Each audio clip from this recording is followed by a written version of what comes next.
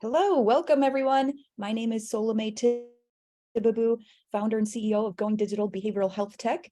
I see a lot of people are rolling in, and we'll just give folks a few minutes to join us before we get started on this webinar about why EHR infrastructure matters. Thanks so much for joining us.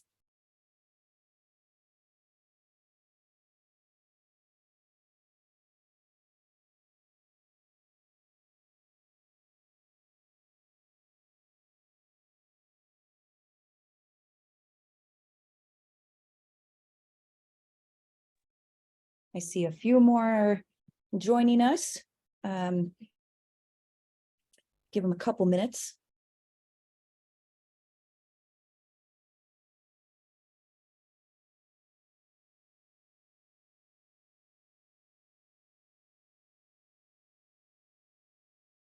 Okay, for those who are just logging in, again, my name is Solome Tibabu. Before we get this amazing discussion started, I'd like to share a little bit about what you can expect today. So I'll go over a few details around housekeeping. I'll have the opportunity to have each of our panelists introduce themselves briefly. Then we'll have them walk through some foundations, and then we've got a great discussion planned. You will be able to ask questions. So if you look at the very bottom of your Zoom window, you'll see there's a Q&A tab. Feel free to log any questions you have throughout the webinar, and our team will be capturing those. The final 10 minutes of the webinar, we will have an opportunity to cover Q&A. So feel free to, throughout the webinar, drop any questions you have, and we'll try to get to as many of them as we can. You'll also have the opportunity to have a recording of this webinar once we're finished. So now I know others are still joining, but without further ado, I'd love to have our panelists introduce themselves. Why don't we start from left to right? Andy, if you want to get started first, and we'll go down the row, please. Thank you, Salome. Hi, everyone. This is Andy Pittman from Microsoft, calling in from Atlanta.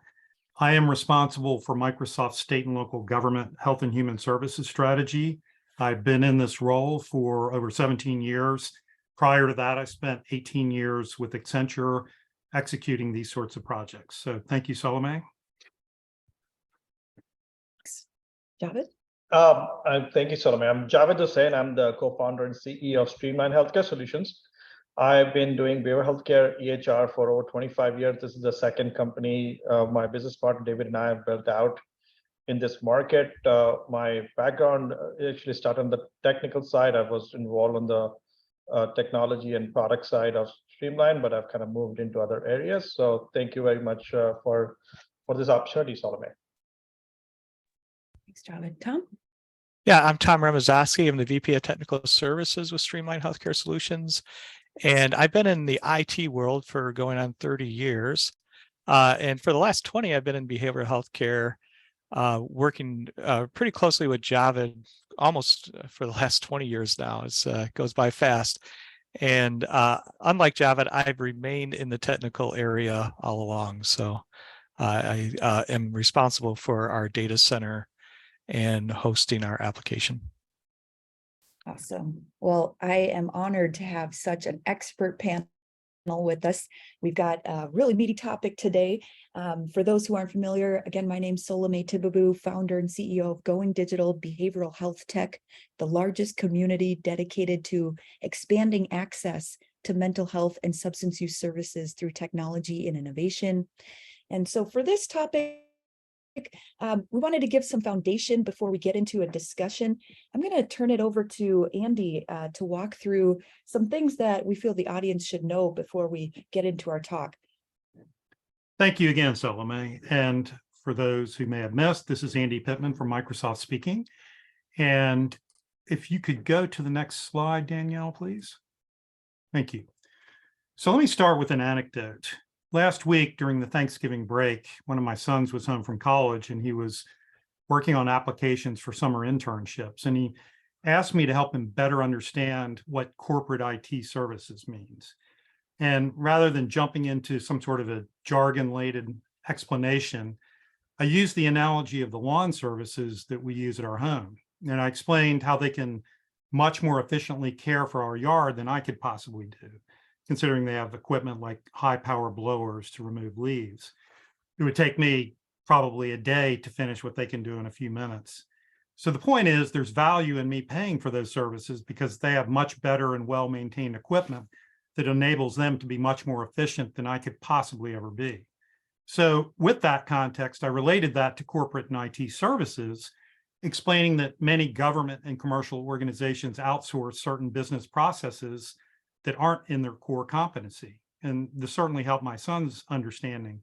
But now let's consider this relative to what I've illustrated in this slide. I think everybody knows these companies. But the point is, these examples show how major digital transformation is often enabled via utilization of external capabilities, services, and content, including public cloud IT infrastructure. And bringing this to today's discussion, similarly, governments and companies serving governments like Streamline can often be better served by utilizing public cloud computing capabilities, including Microsoft's Azure.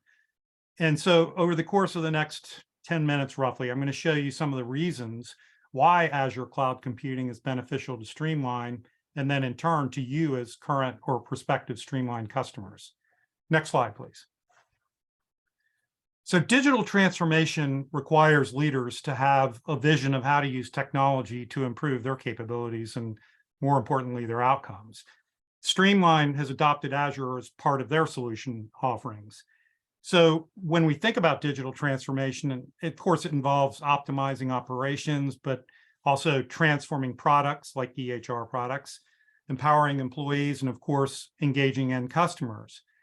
So the point is that cloud-based technology is an enabler for this transformation across all those areas via provision of a bunch of different capabilities, some of which I've shown in the green boxes of the slide that you see here, like scalable infrastructure, security, and other capabilities. Next slide, please. So I wouldn't be surprised if some, perhaps many, or even all of you are thinking that cloud computing is a commodity, or that it's comparable to making a choice between shopping, let's say, between Home Depot and Lowe's. Is there really a difference? I would argue, yes, there is a difference. And over the next few slides, I'm going to talk to you about what some of those are. But I want to begin with trust. So Microsoft is committed, starting at the top with our CEO, Satya Nadella, who's shown in the slide. We're committed to providing a cloud that you can trust. And we take this very seriously. And our commitment is to protect customers in a cloud-first world. And we follow a set of standards and best practices to ensure that our cloud services are reliable and perform as you need them. And we actively partner with a wide range of industry and government entities to establish confidence and trust in that wider cloud ecosystem. Next slide, please. So what is it exactly about Microsoft's cloud, Azure, that makes it trustworthy? I'm not going to read through this list, but rather over the next handful of slides, I'm going to talk about each of these points and show you why this is true. Next slide, please. So this map outlines the massive scale of Azure. You may not know this, but Azure is available in more than 60 regions worldwide, and that's more than any other cloud provider. And we have one of the largest global networks with over 130,000 miles of fiber on land and under the sea. And with that, we couple 170 pairing points that allow our customers to connect to our network. So from your networks to our networks. And that list of regions and edge sites grows every single year. Importantly, the data that traverses between Azure's data centers and regions, all this that you see here, remains in Microsoft's network. It never flows over the public internet. And this includes all the traffic between Microsoft services anywhere in the world. So what does this mean for Streamline? Well, it's an important part of delivering a great cloud experience. And ultimately, it offers availability, high capacity, and the flexibility to respond to unpredictable demand spikes. Next slide, please. This is really simple. The green number you see at the top, the 99.9, is what our guarantee is. The actual results are in the blue. They're greater than the guarantee, and the detail beneath that shows more specificity. So the bottom line is we set a high bar for availability, yet we exceed it. Now, that's not to say that sometimes things don't go down, they do, but overall, the availability is very impressive. Next slide, please. This is a list of some of the trust certifications that we have. There's a lot more. And the point is that we have more of these certifications than any other cloud provider. And if you want to learn more about this, I would encourage you to go to the Microsoft Trust Center. It's really an incredible resource that provides an overview of our compliance offering, as well as the details you may need to ensure that your systems and data are sound, particularly when we're dealing with health data. Next slide, please. Okay, so some people assume that just because your data and processing is in your building, then it's safe. But I think most people would agree that the reality is that if it's connected to the internet, then it's at risk. So let me use another anecdote here. Let's consider this in context of one of the most significant global crises today. That's the Ukrainian war. When the war began earlier this year, the day before physical shots were fired in February, Russia released malware intended to wipe Ukrainians' government computers. However, in the weeks just prior to that, the Ukrainian IT minister had lobbied to change long-standing Ukrainian data processing sovereignty rules and move much of their critical infrastructure to the cloud, including Azure. Not only Azure, but including Azure. Consequently, those Russian wiper attacks were largely unsuccessful.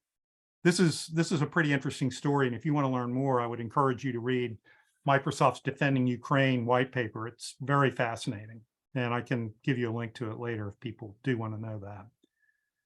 Also, consider back this past summer, the massive cyber attack on government systems in the workforce development area. I don't know how many people are aware of that, but probably 30 states' workforce development systems went down because of a malware situation. And so the point is that, like it or not, these things do happen. So cloud computing can help prevent it. And it does that through things like computing distribution around the world, redundancy, and opacity of those systems. That means people not being able to see them. But that's really just the beginning. Let's consider, for example, the value of signal processing. Most people probably don't know this, but every single day, Microsoft evaluates more than 20 trillion, not billion, trillion digital signals. That includes things like Azure Active Directory sign-ins, transaction calls, frankly, even things like Xbox activity. But what this does is it enables our security personnel, our reporting software, and increasingly our AI capabilities to detect and head off these attacks. And in some cases, even before they happen, like we just described in that Ukrainian war scenario. Next slide, please. I won't go into a lot of detail about this, but I just want to give you an idea of some of the capabilities that are behind what I just described. So for example, our identity and access management tools, including Azure Active Directory, enable our customers to take an identity-based approach to security and establish truly conditional data access policies.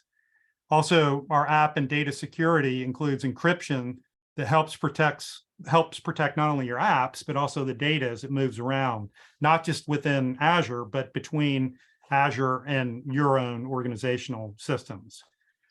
Azure also provides network security using virtual public networks, as well as dedicated connections like our Express route, which essentially means a direct physical connection from our network to, say, Streamline's network, or even you as end customers' networks. And then we have threat protection, and that enables your entire organization to have security via Azure Sentinel, which is essentially a cloud-native security information and events management tool, or SIEM. And then finally, the Azure Security Center enables continuous monitoring of not only Azure's resources, but also other cloud providers and even your on-premise workloads. So that ultimately provides a security scorecard and recommendations to improve security in a centralized console that makes management easier across all of those different resources. One other point I want to make here is that it doesn't have to be all Microsoft. We recognize the value and importance of partner security solutions, and those can be directly integrated in these same capabilities. Next slide, please. I know a lot of us are concerned about sustainability, and Microsoft has a huge focus on this. And this is an area where hyperscale cloud computing companies like Microsoft have a distinct advantage relative to our end customers and partners. And the reason for that is because we have such massive scale that we can do things that might not be economically sensible for one individual organization. For example, investing in energy saving approaches like battery backup versus generators, or natural cooling and other innovations. For example, we have a test right now where we're actually putting some of our servers in a data center undersea and using the natural cooling of the seawater to not have to address air conditioning capabilities. So next slide, please. So let's shift focus from Azure cloud computing in a general sense to industry-specific scenarios, and in particular, the Microsoft Cloud for Healthcare. This is a relatively new set of capabilities that provides enhanced engagement by enabling patient data to flow securely across the entire care continuum. This does things like creating individualized patient experiences, and we do that through things like virtual health tools to facilitate communications between providers and patients. And I'll talk a little bit about that more in a couple slides. But it also empowers health team collaboration by making it faster and easier to coordinate care and collaborate on shared and unified views of the patients, and ultimately doing things like continuously monitoring patients via remote locations and sensors, or in other words, IoT. And additionally, we help improve clinical and operational insights by uniting data silos and applying analytics and AI to reveal actionable insights to make clinical and operational decisions. So let's spend just a moment looking at some of the core capabilities associated with those scenarios. Next slide, please. The three scenarios that I showed in the last slide are supported directly via Microsoft products. Now, I want to be very clear about this. Microsoft does not have an electronic health record product, nor will we ever have one. What we're doing is we're adding to products that you already know and that we're talking about today, like Azure, and things that sit on top of Azure, like Microsoft Office 365, which I've depicted in this slide as Microsoft 365, which is broader in scope than just Office, but also the Microsoft Power Platform and Microsoft Dynamics. We basically are adding capabilities to these things so that partners like Streamline have access to the value layers that I've indicated here. And over time, you may see Streamline surface some of these via their own EHR solution. So in my last slide, and then next and last slide, we'll take a look at a couple of those scenarios. So the scenarios that I showed last slide are enabled through three provider-centric customer capabilities.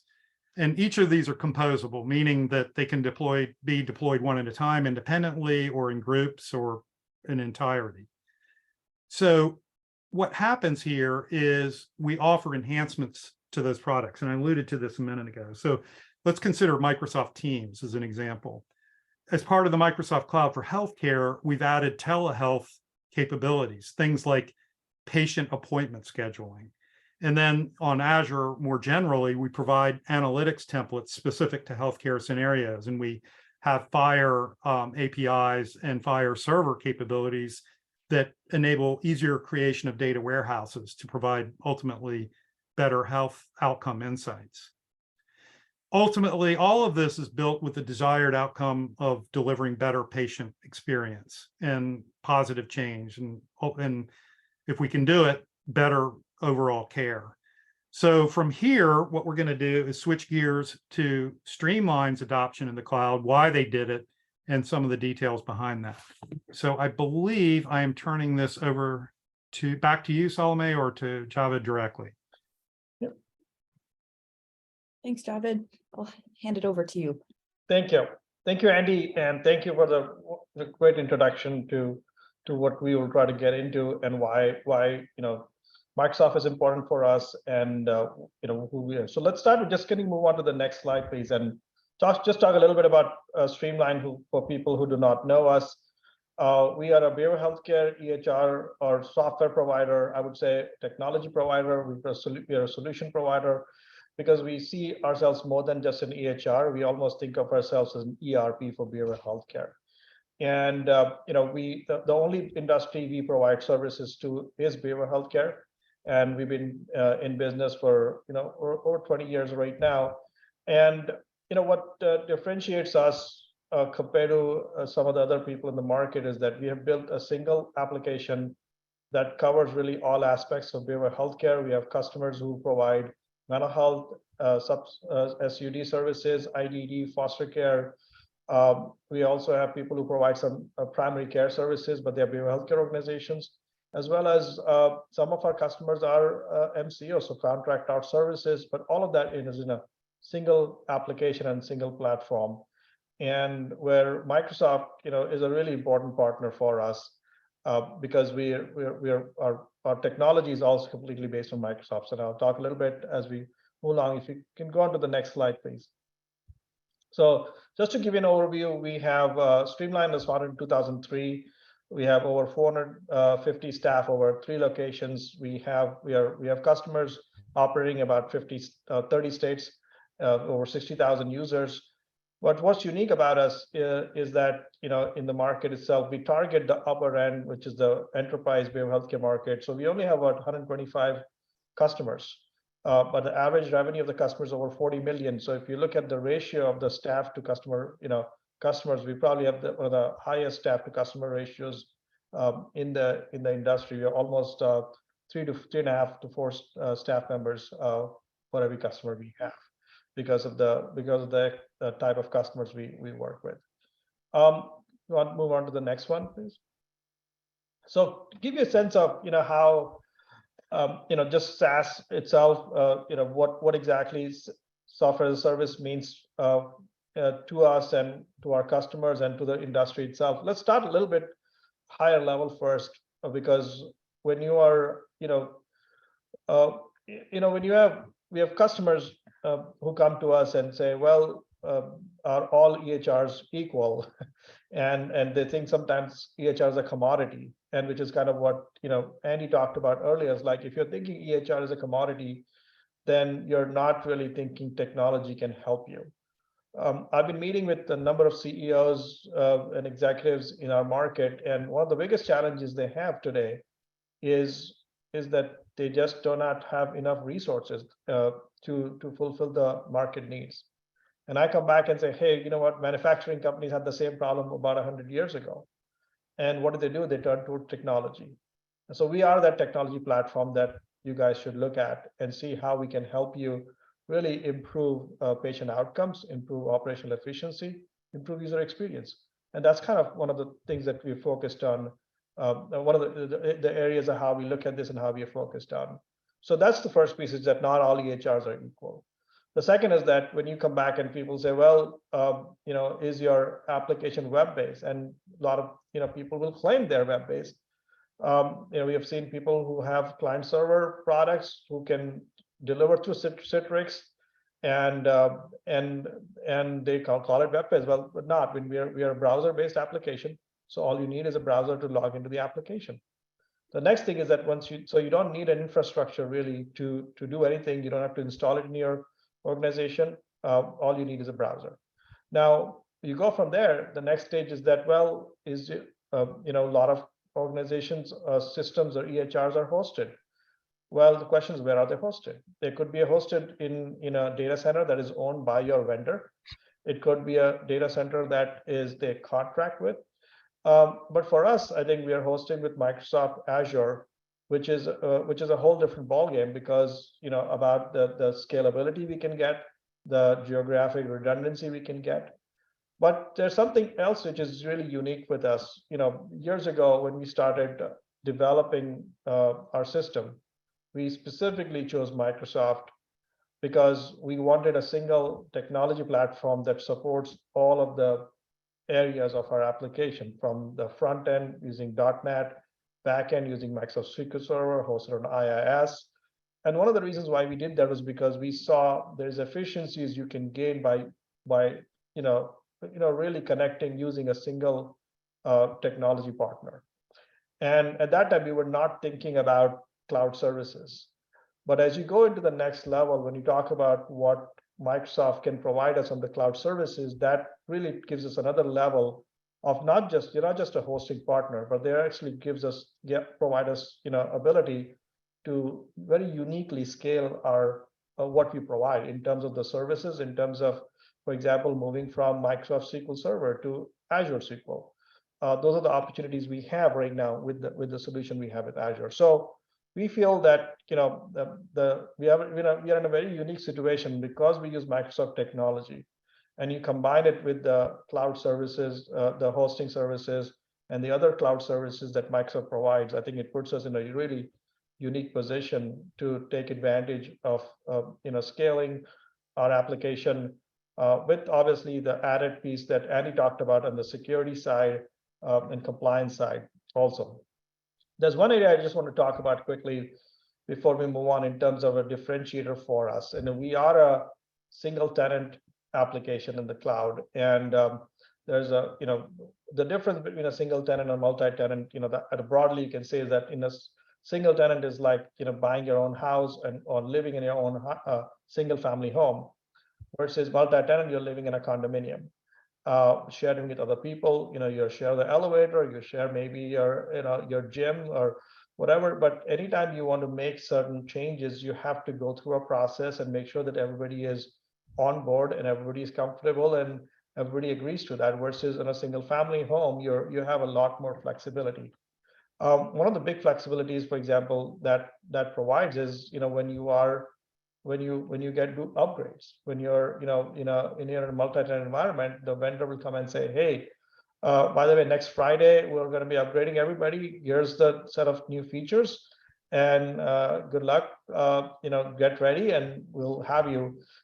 For us, we have the flexibility where we can really schedule those upgrades based on our customers' needs. We give them enough time so they know that they can upgrade their test environment, make sure that everything works for them. They can train their users on the new functionality, and then we schedule a time that works best for them. So that is one of the biggest, one of the big flexibilities you have as a customer in a single tenant environment. The other thing is that it gives us actually a lot more ability to scale in terms of the types of service we can provide to different customers. In terms of, it's interesting because one of the I was talking to again one of our potential customers, and the first thing they asked me was like, "What is your uptime?" And that's not a typical question that most of our customers have. It's probably because they probably have more failures in terms of and more downtime, and some of that may be related to because of the way multi-tenant systems work. Everything, all the customers are on the same system. One customer can affect another. The upgrade process is a complicated one. So I feel like there are some things as you're looking at solutions, you want to understand what type of architecture people have and how it's going to serve your organization. I think that kind of gives you and I will live Tom Ramzowski, who's our VP of Technical Services. I think he can probably add a little bit on some of the things we provide over here. Yeah, sure. So for us in the cloud environment, we do have, one of the things I was thinking of while you were speaking, Javed, was one of our existing customers who actually has started out hosting themselves with our software and had actually moved into our solution in Azure. Not too long after they made that move, they actually acquired or merged with another large organization. And we didn't have a lot of lead time, right? They're like, we're going to be doing this and it's going to happen in about 3 weeks. And by the way, our user base on the application is going to grow by about 50%. And we were, because of them having made that move into the Azure world, we were able to easily scale the resource allocation that we had for them to to absorb that extra user base. And it for things like in my experience in the pre-Azure days, this would have taken us about 6 weeks to really be get ready for and we had to do it in about 2. And it's just, it really enables organizations to be more flexible, to turn on a dime if they have to, and make big decisions and execute on them quickly.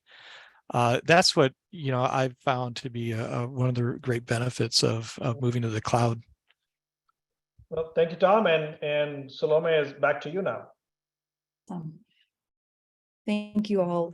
So helpful. I know this wasn't an easy topic to condense in such a short amount of time, but your examples and explanations were easy for us to understand. Now, I've got a few follow-up questions I'd like to ask each of you. Tom, maybe I'll start with you. I'd love to understand a little bit more about what has been the history of moving toward the cloud. Yeah, well, when we started doing this work in 2003, we weren't really thinking about the cloud at that point. And we were actually a traditional software product company. We would create a release of our software, and we would give it to our customers. They would install it in their data centers. They would run it usually as an intranet-based application, and that was just the way things rolled. As we started growing and as our application became more complex, Java has described it as being the ERP of behavioral healthcare, and I agree. We have a lot of different functionality we have under the hood. We just needed to. Some of our customers, it was becoming too complex for them to manage themselves, right? And so we started offering a hosted solution, and we partnered with a data center in Kalamazoo, Michigan, and a managed service provider, MSP. Some of our folks on this call recognize that kind of service that's provided, and they manage the hardware for us. We would ask them for certain, resource capacities. They provision it for us, and we would install and manage the applications in that data center.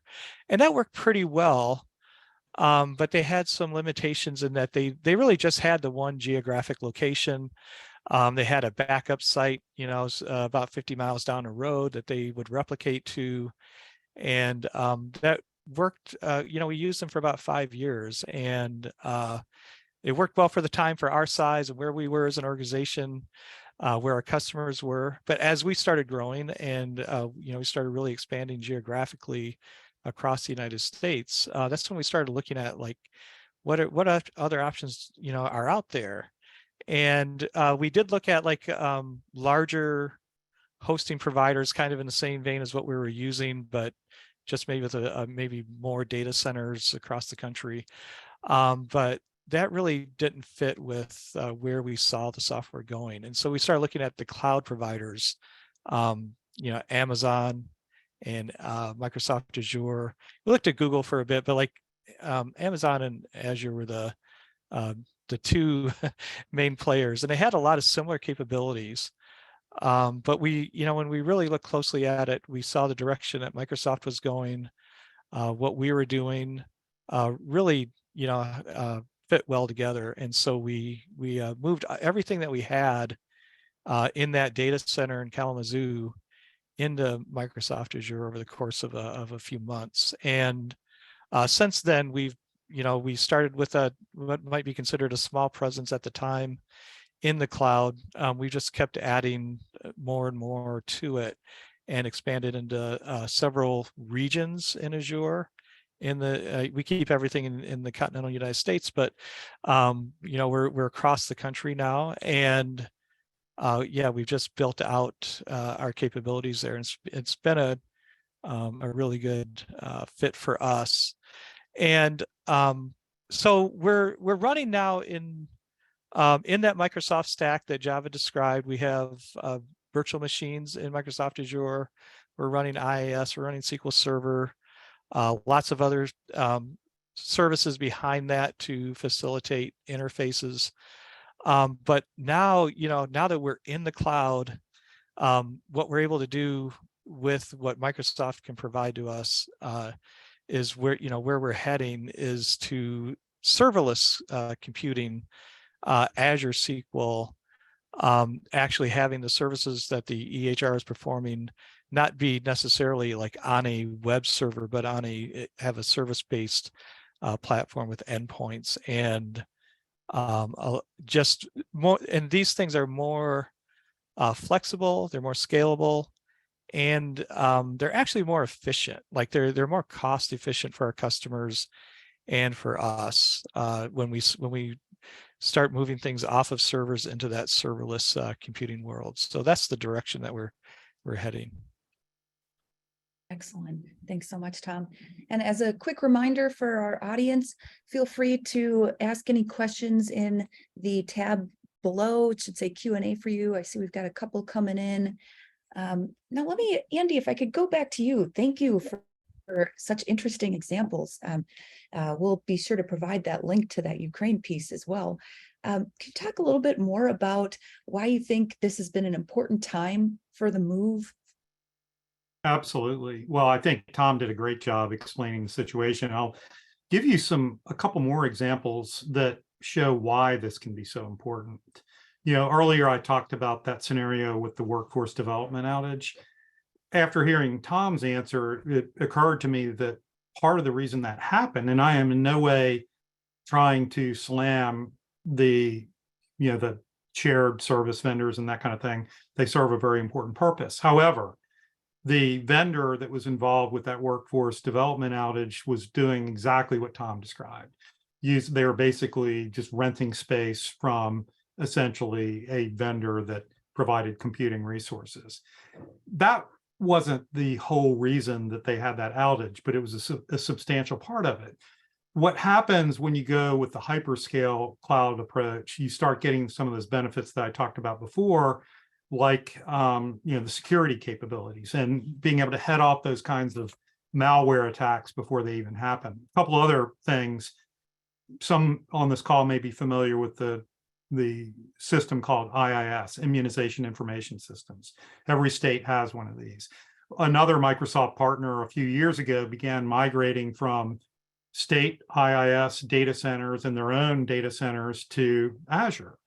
And it couldn't have been more timely, because when the pandemic occurred, of course, the need for those kinds of things exploded in growth. And so they were easily able to scale up once the pandemic happened.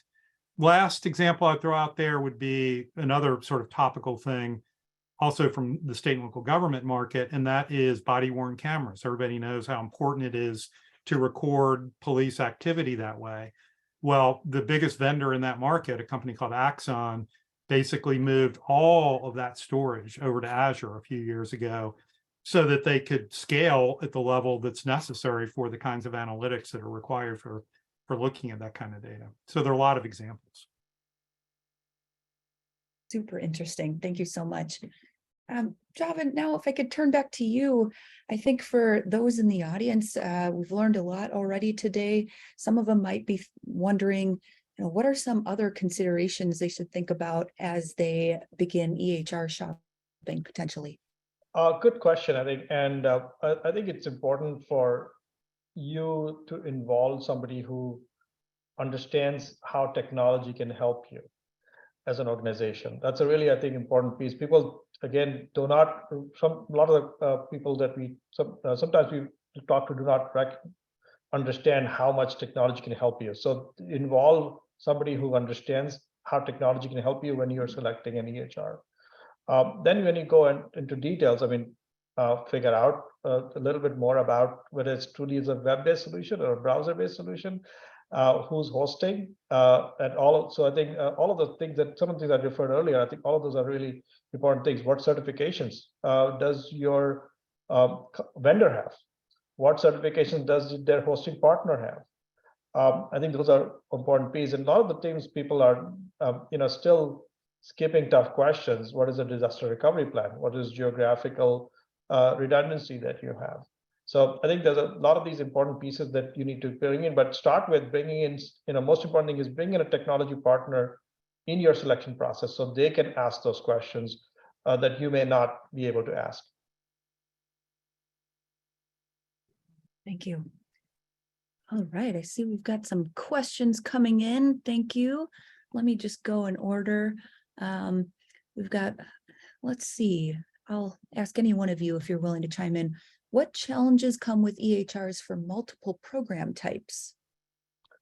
I think the challenges that come is we've solved that, which is a lot of the customers who are providing different types of services. They're sometimes using one system for their IDD services, other for their mental health services, or one for, sometimes for revenue cycle. And we've kind of addressed that by using build a framework for EHRs, independent of what type of service you provide. So our revenue cycle engine is the same. Our intake engine, scheduling engine is the same. The clinical components may be different, but I think that's how we've addressed that is to not have to go to different systems. When you design a system that is flexible from the very beginning, you are able to provide multiple services under the same umbrella.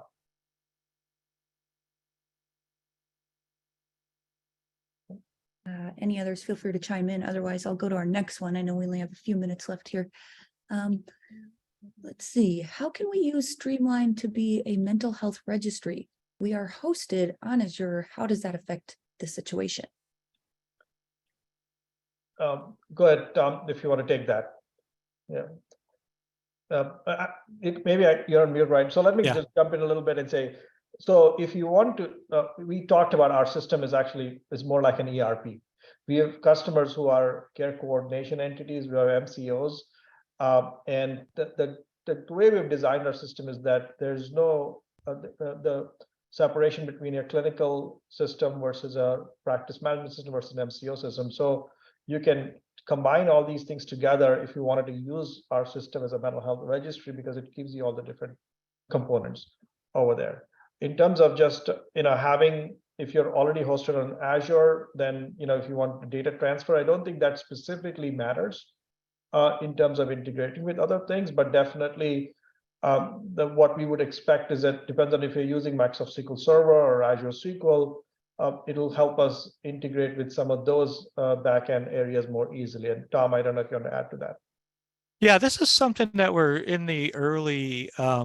So we have another major customer who they use our software, but they also have they've moved into Microsoft Azure themselves in a big way for the rest of their IT needs. And we've been working with them on ways that we can integrate data feeds between our the application that they're using with us and their other IT services, and try to keep it all on the Azure backbone, for lack of a better word. So we're really looking into we don't have I don't have an example of a solution that we've implemented yet for that, but we're in the exploratory phase of working with that customer. And we see this as something like with other customers who are using Azure as an opportunity, but it's by no means a requirement. There are other ways that, we have other ways to interface with customers who are using any cloud platform or any data center. Excellent. And I know we've got a few more questions coming in. My apologies. We are running out of time. I think we can sneak maybe one more in. I think Tyler had asked, how does your platform work with different types of service providers? Anyone, maybe 60 seconds on how? Yeah, I think I did talk a little bit, as I said, it doesn't matter as long as we typically work with your healthcare providers, whether they are providing mental health, SUD, IDD, foster care, or being, some of our customers actually provide primary care services. All of those are integrated into a single application. So we do not, we support all of those. Fabulous. And I want to be respectful of everyone's time. Andy, Tom, Javed, this was really excellent. I truly appreciate your expertise on all of these insights you've shared with our audience. Javed, how can folks learn a little bit more about Streamline? You can go to streamlinehealthcare.com. And if you have any questions, reach out to us. We're really happy to talk to you guys. And Andy, same for you. Like I said, I'll be able to provide those resources you shared with us along with the recording afterwards, but anywhere else that folks can learn about Microsoft services? I think the links that I provided you, Salome, will be great. I think that's a good starting point. People can reach out to me if they have additional questions, and I see that Adriana, hopefully I'm pronouncing that correctly, asked a specific question about us, and we can follow up with you directly on that, Adriana, so that we can answer your questions. Fabulous. Thanks, everyone, for taking the time to join us for this discussion, and appreciate your expertise again. Thanks, gentlemen. Thank you. Thanks. Bye.